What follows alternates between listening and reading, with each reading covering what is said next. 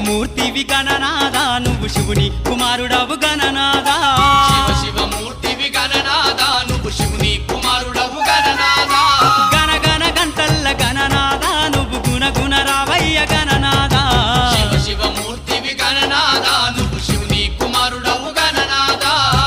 శివమూర్తివి గణనాదా నువ్వు శివుని కుమారుడవు గణనాదా